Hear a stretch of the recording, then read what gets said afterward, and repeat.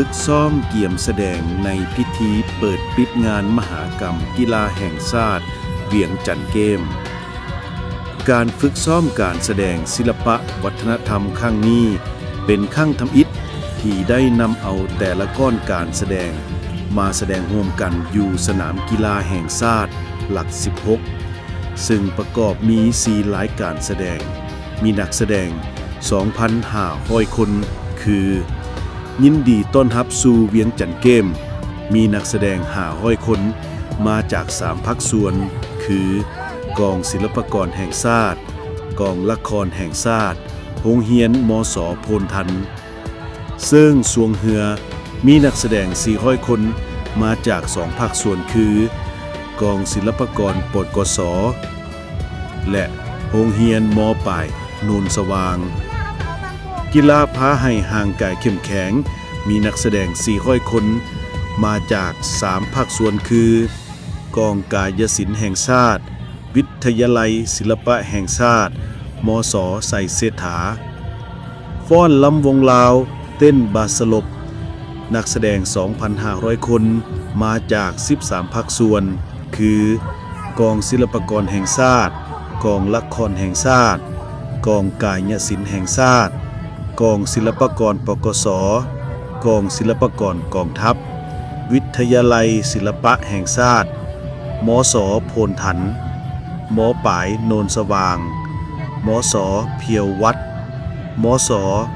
ลาวเวียดนามมส.ตานมีไซมส.ศรีวิไล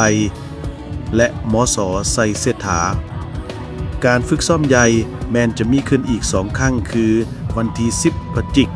ยน2025ซึ่งจะฝึกซ้อมใส่ไฟแสงสีเสียงจะตั้งปฏิบัติคือมือแสดงตัวจริงและในวันที่13พฤศจิกายน2025จะแสดงผ่านคณะนำที่สนามกีฬาแห่งชาติหลัก 16